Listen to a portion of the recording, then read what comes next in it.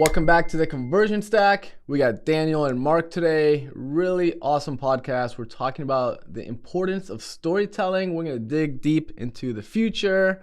We're going to talk about the importance of storytelling in marketing and in life. Really enjoyed this podcast. Really excited to dig in. So hope you love it. And don't forget to subscribe, like, and share on your favorite platforms. And let's dive in. I'm sure all the fans have been missing me. Want me back. I've heard all the calls, all the social media trying to get me back on. So my email I'm back. inbox is out of control. Like, where's Mark? Where's Mark? I don't know. So we're a really fun and important topic today. We're gonna talk about the importance of storytelling. Yes. And really kind of cater around what we do, which is technical conversion marketing. So I guess before we really dive in, why don't you tell me a story, Mark? Why don't you tell? All right, everybody cuddle up, snuggle, get your favorite blanket, and with my soothing voice, we'll tell you a story. It's kind of funny. I was thinking about when we brought up the topic or what we were going to talk on the other day. Is I always call it storytelling, but I think in the business world, the hot button term or whatever nowadays is narrative, right? Mm-hmm. Which is, so maybe if people hear that of what's your narrative or we need a narrative, I mean, at the basic level, it's just storytelling. Yeah. So, and I think even we went through that a little bit a while back of like, we need a narrative, right? And it's like, wait, what is a narrative? And it's like, oh, it's a story. Well, what's a story? Does it have characters? Does it have rising and falling actions? And you can kind of get lost in this, I don't know, this idea of like trying to tell this like very complicated story. I've always been interested in story, and I think it just really came back to our business a little bit to the forefront as we started talking about it more. And I think one of the biggest things is just, yeah, sure, we do conversion marketing and we're so focused on analytics and driving customers, but at the basis of it, we're still telling a story to some people. Yeah. So what? I fully hear you, but I think the problem is when a lot of people think of story, we think Disney World. We think bedtime stories. Right, so like right. What is story, and what's a story in the business setting? Yeah. Right. So maybe for like, I understand why people call it narrative, right? Because storytelling is like cuddle up with your kids and tell a bedtime story, right? Yeah. So you need some more elevated version or term for it. So narrative, right? That's the fancy way of saying it. So, sorry, what was your question? Why is it important? What is it? What's the easiest way to define a story or a narrative since we're business professionals? Yeah. I think, that you can look up all different terms or whatever, your Webster dictionary term. But for me, the most basic level of a narrative is just several events through time, right? Mm-hmm. So it's really just giving some kind of context or reason for an event. So that might have been a little complicated even for a simple explanation, but in the business sense, if you're selling a widget, what's something we sell? Some kind of software, right? So I sell accounting software, right? So if that's just your pitch or that's your narrative is we sell accounting software, like that's just one moment in time, one statement, like nobody cares, right? Mm-hmm. How are you different from everybody else? You can kind of like dig into the details of the story, but as a very simple story, it's just tell the before, then tell your accounting software, and then tell the after, right? So it's almost like problem, solution, benefits, if you want to look at it that way, right? So using spreadsheets is antiquated, super difficult, and time-consuming, right? So we sell this accounting software to make your life easier, right? So that's like a basic story, and then you can get into all these other details, but hopefully make some kind of emotional connection, or some people can relate to the problem statement, right? And then it's like, oh, you have that solution and that nice, healing power of my problem, and then tell me what it's going to look like after that. Yeah. Right? So now it's like 3 moments in time instead of just buy my accounting software. Yeah, I love it. It sounds like one way I'd communicate that is context. That's the context that I need to make that decision around, do I need an accounting software? Like, right. Here's your life before the accounting software. Here's what happens with accounting software, and here's what happens after. Yeah. I always date myself, and I can never find the actual meme or visual, but I just remember, I don't know, once when I was a designer and started getting into more marketing and conversion marketing and working with even just like startups who are trying to find their problem solution and stuff, it was always this little Mario character, right? So Mario Brothers plus the whatever that super flower kind of thing is, right? Equals like shooting fireballs, right? But that's like the story you want to tell for like your product is like there's a person and the product and then like the benefit, right? So it wasn't just like, I don't know, be a hero. It was like telling this little tiny simple story. Yeah, I heard a quote once, and I'm probably gonna botch it up, but it was something along the lines of really good marketing tells the story of the customer's life after your solution. Right. That makes sense. Yeah. No, that makes sense. Because too many people get feature obsessed, and that might be that moment in time that you're talking about. But if you really understand what your life looks like now and what it looks like after, you can identify the value that's created, and hopefully that's what can drive decisions. At least from, and that I'm having my marketing hat on, but hopefully that drives the decisions that we're looking to for people to make. Yeah, and I think even when we've talked about before of this idea of, you know, things have shifted to more of probably like brand marketing, right? A little bit more of just instead of this, hey, let me get you to complete a form fill, and then we'll hit you with a ton of emails, and we'll just like try to blast you with benefits until you finally sign up, right? I think we've shifted to this more brand marketing, emotional appeal, align with us, follow us, and then when you're ready to make a decision, you know, we're here for you. But I think that like emotional connection and storytelling definitely goes more to the brand side than just pepper them with benefits and features and price updates or 20% off emails or something until they sign up for your software. Yeah. Man, that's a great way to think about it. A lot of what we've been preaching in modern marketing is almost how do we get our audience to let us tell them a story? Yeah. Which is really interesting. And I mean, we can dive into it a little bit, but there's always this probably like bigger story, right? I don't know. I just tend to start seeing story everywhere once I start talking about it, right? It's like even just strategy. There's always levels of strategy all the way down to like, oh, now I have the document open. What am I going to write first? The headline or the, you know? Yeah. So there's always like this inception of, you know, strategy or storytelling. But I think you can have this broad story that you're trying to tell. But then even just if you have a top of funnel ad, there's some kind of story there, right? Of getting someone's attention or trying to convince them to get that click or whatever it may be. Nice. So I think we hinted at this, or we hit some of the reasons why it's important, but let's try to summarize it in a way that I can really understand. Yeah. Why is it important? Why is it important? Yeah. So let's circle back to the basics. It's basically how humans communicate since the beginning of time.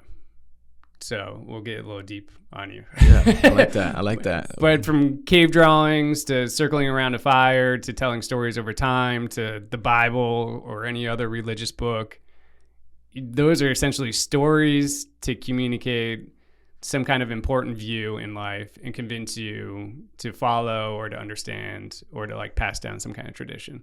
So I think even our brains in general always create stories even if they're not there. So do we create stories? We create stories? Do we crave stories? We crave stories? I think so. I think that's just like how the human brain works. Yeah, I especially think so. To make like, you know, the next level is human connection, right? Story needs to be there to make some kind of human connection, an emotional connection.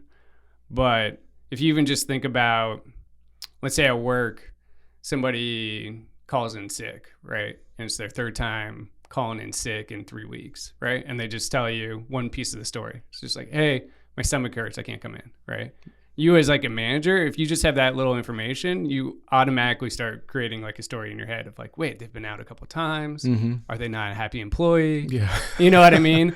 And then they like dressed nice one day when they came to work and they late. Were they taking an interview from another company? You know, are they ready to leave? So you're like, your brain just starts creating the story, even if it's like nonsensical or it's just you're trying to put together some like reality or some story with like the little tiny pieces that you have. Yeah. And it may be completely wrong. They just might really have some stomach issues. But with just like your brain, I think automatically starts taking these little moments and tries to like string them together into some kind of like cohesive narrative or story, even if they are not even connected. So does that person need to come up with a better excuse that tells the story so the manager's brain doesn't go and create their own story? Yeah, I mean, if they might not even see it as a right? So it's the whole perception is reality thing, right? So they just need to give more context? I think if it's like a problem where you need to ask for more context, right? Oh, hey, you've been out a couple times lately. Is there something wrong? And they'll be like, oh, no, sorry. I'm just like, on my deathbed and I sent you a text instead of like some kind of long explanation, right? At the same time, maybe they send a long explanation. You're like, why are they trying to over-explain, right? Yeah. So, but I just feel like your brain, like people's brains are always creating some kind of story or trying to connect pieces. There's very limited times where you're just like, or maybe people who are like completely zen of just like taking a moment for what it is and like letting it go. No, I think you're spot on, and it's a really awesome topic because it makes you. I mean, we could probably dig into that.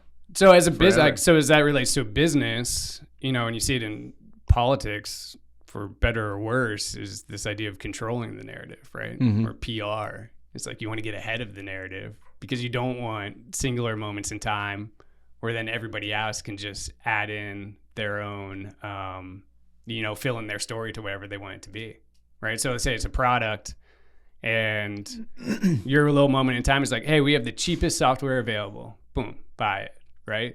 People can just start filling in their own narrative of like, oh, it's probably the shittiest, least well-constructed software. That's why it's cheap, and they're just trying to get a bunch of users and then churn them, right? Or it could be like, what was I thinking of the other night? Warby Parker, like the glasses, like their whole model, and they told the story, was like, hey, we're a bunch of guys who used to work for a high-end glass, like eyewear company. We realized how much they're overcharging everybody for no reason, right? So we made a company, and we're just selling them at a 50% markup instead of 300% markup. Yeah. And then try our glasses, we'll return them for free. So I love just like controlling that narrative and giving a reason why your benefits or your features or your price is like so important instead of just leaving it up to somebody to kind of fill in the blanks. I love the analogy of politics because it seems to me the ones that are really good at telling story are the most memorable. Yeah. Right? Like I understand Bernie's story or Trump's story. Yeah, There's a bunch who I don't understand and I barely think of them or really even know what they stand for or represent. Yeah. Right. And that's where it's like, we talked about it a little the other day of work and storytelling when you were talking about Trump and MAGA, and we won't get into like the pros and cons or political affiliations, but the whole Make America Great Again lets people tailor it to whatever they want it to be, right? And then nostalgia is super powerful, but it's like, oh yeah, things used to be better, right? And now we need to get back to that. Like everybody has their own, creates their own form of that. So that's like. So is that different? Is he creating an open-ended story versus a defined story? It's crazy. I think he's connecting with people and he's almost implying by not giving any specifics, right? So he's like connecting with people and they're like, oh, he's speaking to me. But like everybody has a different story that they think that he's like relating to them. Yeah. It's crazy I don't know. Yeah, it is. If you think about it too much, it's crazy. But compared to that to like DeSantis, I think he stopped doing it now because it wasn't working, but he had this whole like war on woke, right? It's like, oh, we're not going to stand for woke and woke. My parents, who are both on different sides of the political aisle, they were both asking me, what's woke? And he's using all these acronyms of like CRT and DEI and these other things. And I was talking to my dad, last election cycle. He's like, oh, yeah, I was going to vote. I heard there's problems in school, like, but I have to like look up what the CRT thing is, right? Like nobody wants to, that's not like any kind of connection when you have to start looking up jargon and trying to figure it out. Like at that point, it might as well be like some complicated plan to like fix the economy, right? Yeah. Like people get drowned in it and he's back to feature list. Yeah. Right. Exactly. And it's, I don't know, having this very like simple, so it's a big thing, simplicity, this like simple story that people can relate to of just like the country used to be great. These people took over and now it's bad. I'm going to fix it. It's like so simple. And like whether it's genius or luck, it like made it super relatable by just make it great again. Yeah. So I guess that segues to my next question. Is that what makes a good story or what is it that makes a good story? Yeah, totally. I think it's simple, right? Mm-hmm. So that's easy to understand and has some kind of emotional or like personable appeal, some kind of connection, right? Yep. That could be a ton of different things, right? If I just told you, I went for a run last night, I was kind of thinking about things. It's like, I struggle to do a 3-mile run, right? Like, oh, that's kind of relatable. But if I told you I used to run marathons and I got a really bad injury and now I struggle to run 3 miles, like anybody who's had a bad injury is like, oh, dude, like I feel you. Yeah. Right. And there's all automatically this, or instantly there's this like connection of like, oh my gosh, we're like bonded by that kind of like pain or like hardship that we've gone through. Mm-hmm. Right. Compared to just, oh, I struggle to run 3 miles and people are like, oh yeah, running sucks. Yeah. I mean, struggling to run 3 miles has no context. You might have ran exactly. a marathon yesterday or the day before. Right. Yeah, I ran. That's a whole different relatable thing, right? Yeah. I ran a marathon yesterday, and I tried to run 3 miles today, and it was tough. really tough. Yeah. And then people who run marathons will be like, oh yeah, like you can kind of relate on that point, right? Mm-hmm. So just like that standalone, I struggle to run 3 miles. Maybe you get some kind of appeal because a lot of people might appeal to that, but without like the specifics or the context, you don't get like that deeper kind of appeal or understanding. And again, it could just be that simple kind of like 3-part story just to give, even the after of that would be like, hey, I used to run marathons. I got hurt. Now I struggle to run 3 miles, but I'm going to get back to that point. Right. And that's the whole like, oh yeah, like drive and will. And I hear you, bud. How can I help you? Or let's like do running together. And you start to create whatever you want to start talking about with community or other things. So do you think the advice, or is part of the advice that so we can be actionable, that we need to be telling the story? Like in that situation, should I always preface with why it was hard to run 3 miles? Yeah, if you're trying to create some kind of connection, or if I was trying to sell something, Mm-hmm. right? If I was trying to sell a training program for athletes who've been injured, Yeah. right? You want to know that story. And I think sometimes when I've talked to especially smaller companies about narrative story or brand, it becomes too much of a personal story sometimes, right? So I think that's where like a lot of people falter when they're trying to create their own company story. Is, for instance, Dan, you started, our company. Do people necessarily, if we told our narrative, if you just went to like, hey, I'm Dan, I went to UF and I did this and now I started a company and I hope to make enough money to be wealthy and buy a house. Mm-hmm. Like, do people care about that? Like, that's not the company story, Yeah. right?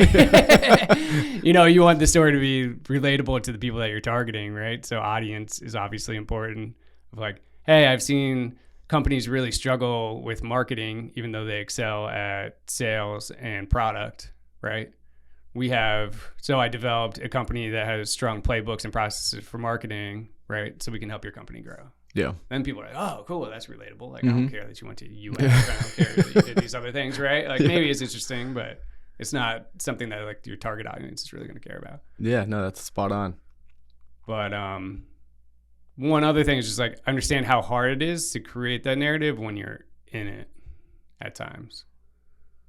So when you're a company and you're so focused on the product and the features and all these other things, to try to like zoom out and boil down your story to very simple kind of 3 steps can be really difficult. Mm-hmm. So I think my advice, so keep it simple, but advice is probably hire someone externally to help you like get a perspective of it and help you create that simple story and boil it down to, what it really is. Yeah, that's one of the things that myself, I'm sure a lot of people have learned as they've gone through their career or matured through their careers, the value of someone external to give you that perspective. Yeah. Like we are so in the day to day, and maybe the narrative is natural to us because we're just living it, right? But we're not getting it out effectively or communicating or even looking at what does someone external think when they hear us talk or they see our work.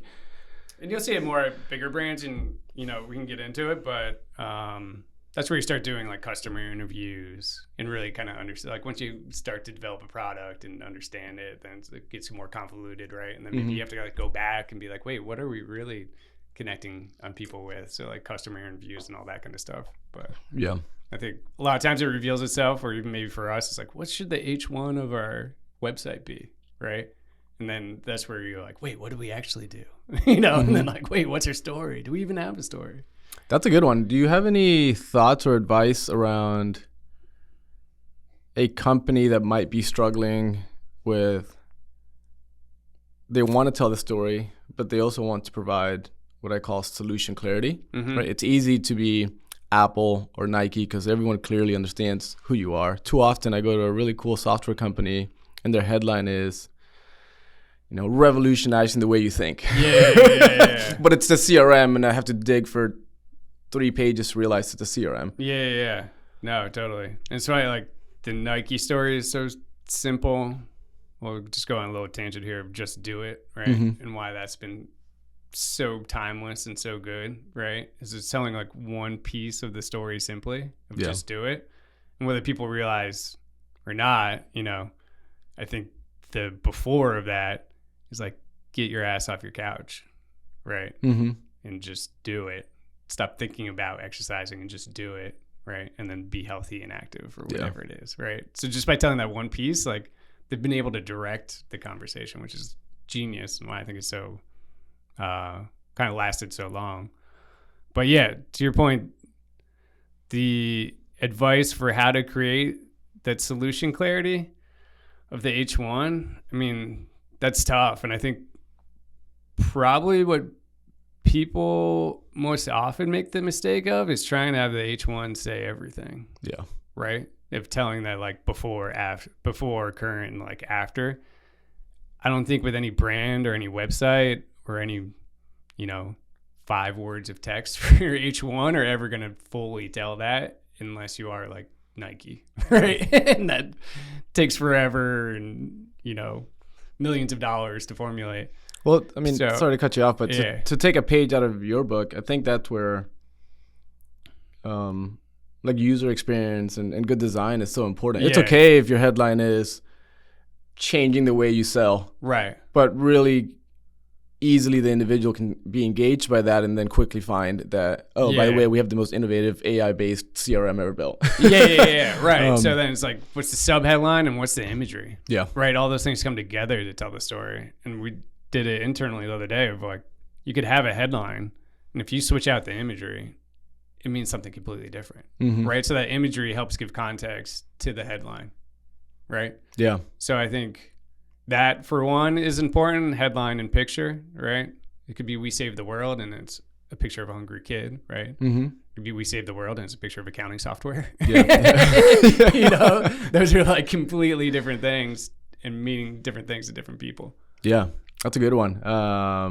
Send you some traffic here. Check out Mark on LinkedIn because he posted some visuals of a story with the same copy and different visuals that tell very different stories, and I thought that was extremely interesting. Yeah, and that was just like context. I mean, that's the basics, right? Context matter, visuals, and then visuals and text together give some kind of meaning. Yeah, and people's previous experiences, even, right? Well, it was great. You had one visual was with what you can imagine as a hungry orphan, and it says "Stay hungry." Still hungry. Still hungry. Yeah, right? And the other visual, same exact copy, still hungry, and it's Michael Phelps with 6 or 7 medals. Right. So now 2 completely different stories with the same headline. Yeah, for sure.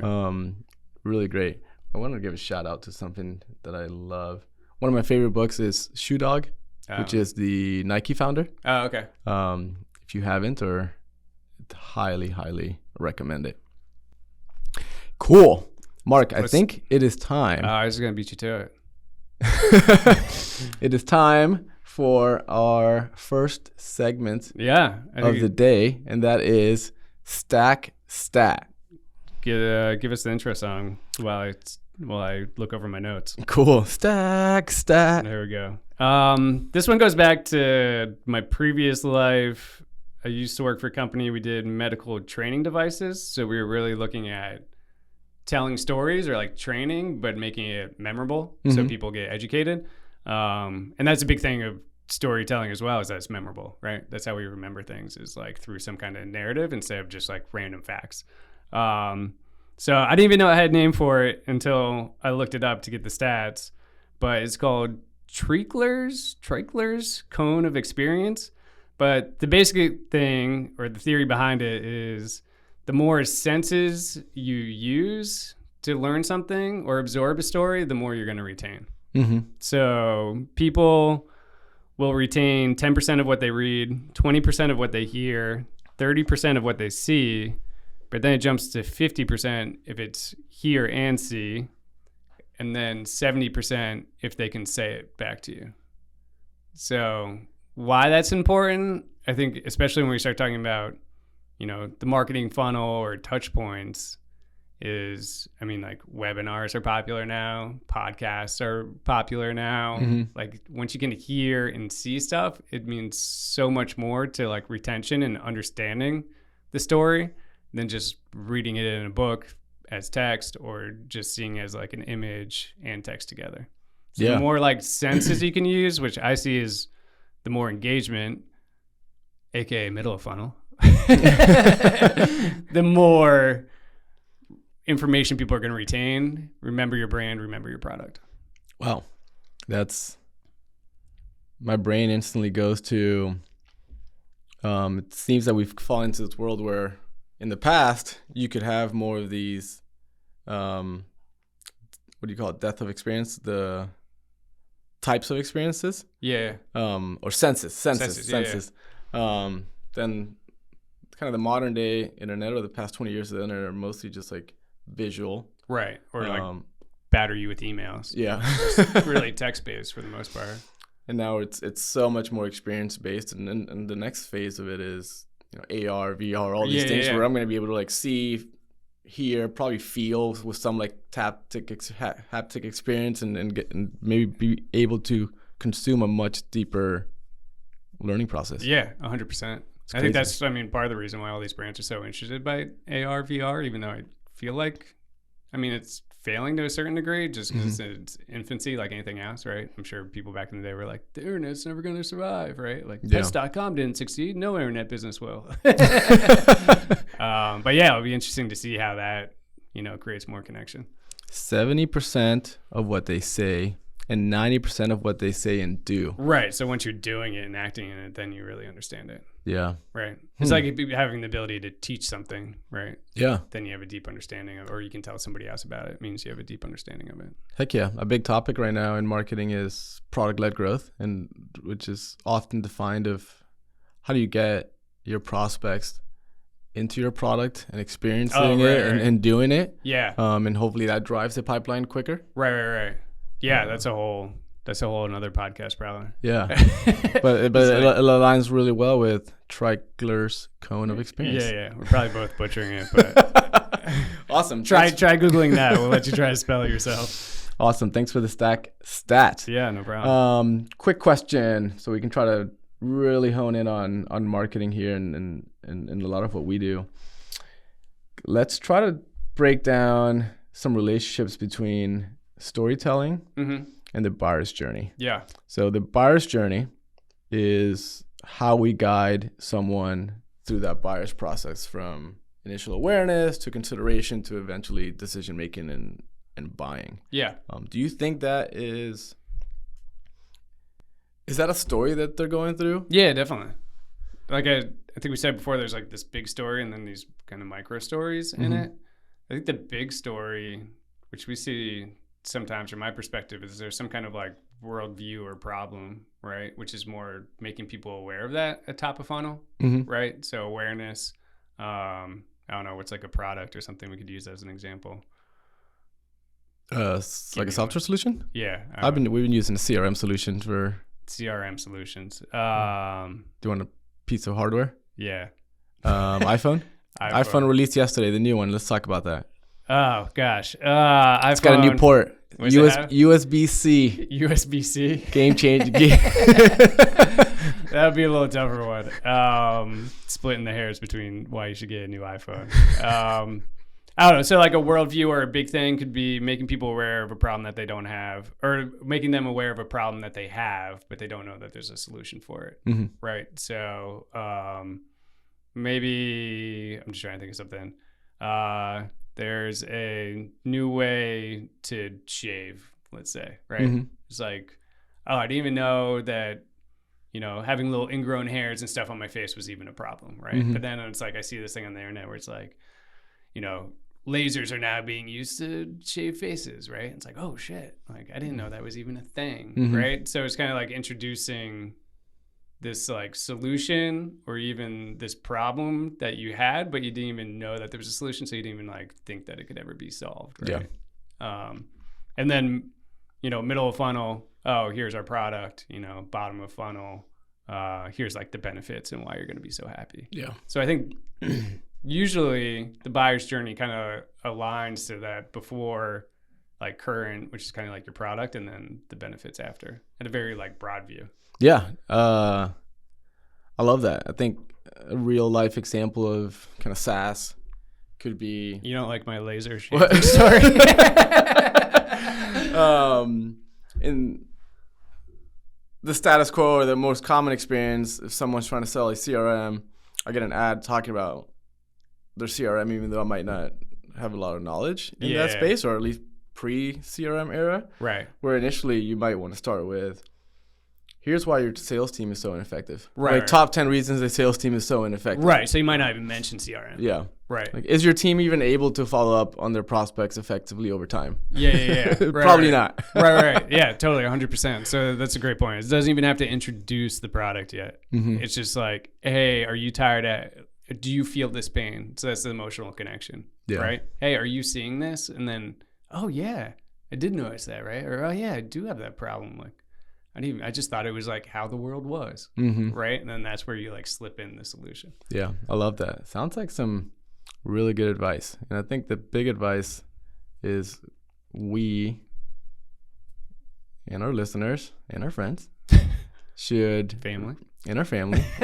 should really be aware of the story that's being told. There's always a story even being told or created. Yeah. And the more, especially in marketing, that you can control that narrative, likely you'll have a better chance of success. Yeah. So with that great advice, let's wrap up with our 2 segments. Yeah, let's do it. Starting with my favorite segment, bad advice. Yeah, we're good at that one. The marketing world is full of jargon, bad advice, big promises. So we're going to add to that a little bit.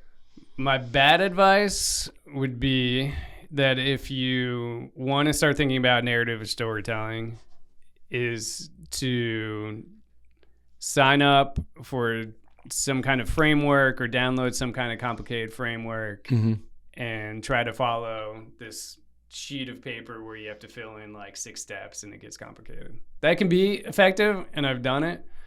But if you're not used to telling a story, you can get so lost in the weeds of trying to like fill in these different boxes that all feed into each other, or using the traditional, narrative of, rising actions and some kind of like climax or point, and then falling actions and resolve the story, and you just get lost in it. So that's the bad advice. Alternative is keep it simple to just like 3 steps of before, now, and after. Yeah, I love that. That is bad advice. I think we've all done it. Well, some of these frameworks are so complicated when it comes, and that I think that's why we're so scared of figuring out what it means to tell a story or a narrative. Yeah. And it's definitely difficult to tell a story when you're looking at a spreadsheet with blocks. Yeah. And I bet if we go around asking people right now, what is a story? And we did it internally. Yeah. Definitions were all over the place. There's a bad guy. Yeah. There's a villain. Right. Who's the villain to your business, right? Which it can start to make sense, but then I think sometimes the interpretation is too literal. Or even, like, we're huge proponents of frameworks and playbooks for marketing, right? But if we just handed somebody all of our frameworks and said, execute, they'd be lost, right? Yeah. You really, I think to execute those frameworks of storytelling, and probably even any of them, you need someone guiding you. Yeah. Instead of just like handing it to you or even showing you a, hour-long video of how to use it. It's like, it makes sense when they're showing you examples, but then you jump in and you're like, you're like sitting there with a blank piece of paper with 10 boxes to fill out and pen, and it's just like you're just lost again. Yeah, we've read books and we follow the VTO process with our business, and it makes sense when I read it and it was fine, but until an expert walked us through it didn't add a lot of value. Right, and then you have to be doing it for a year, and Yeah. now it all starts to make sense. Yeah. Or if you're really trying to tell a simple story for your business, you want it to take a year and a half to make sense, or to come together. All right, and if it's going to take a year and a half, that's going to take us to our final segment, which is predicting the future. The future is so fun right now. There's so much going on. AI, cars are electric. Yeah. Right? We're talking into microphones to connect with people. Yeah. So they did that in like 1920 though. I know, but, but now it's digital. Now it's digital media. Talk to me about predicting the future when it comes to storytelling. Yeah. I mean, I'm kind of tired of the future always being AI, right? Mm-hmm. We need something. What else is in the future besides AI? That's it, Nothing, dude. We're that's asked. AI. That's it. Hey, welcome to the finish. So yeah, AI related, and I saw this from a couple like designers or artists even, is as AI progresses and creates all these amazing images and even just amazing text through like chat GPT, is that the main difference in the future from AI generated content and human created content is really going to be emotional connections and done through storytelling. So, you could put into chat GPT, create me a story, but it might just be very dry, right? And I don't even know, you use chat GPT more than me, but like, you'd be like, make it more emotional, right? But it might just talk about somebody crying or something else. But it's like that human connection of relating to people's problems and having that specific target market that you're relating to is going to be the difference in the future between human created content and AI created content. I love that. I'm trying to find something I just saw. What's a really famous Christmas movie? It's it has that guy with the white beard. There's reindeers in it. Nightmare Before Christmas. Yeah. Tim Burton. That's a Halloween movie. No. Okay. No. He just did an interview talking about AI generated stories. Oh, really? And it kind of hit with me, but the quote was something along the lines of,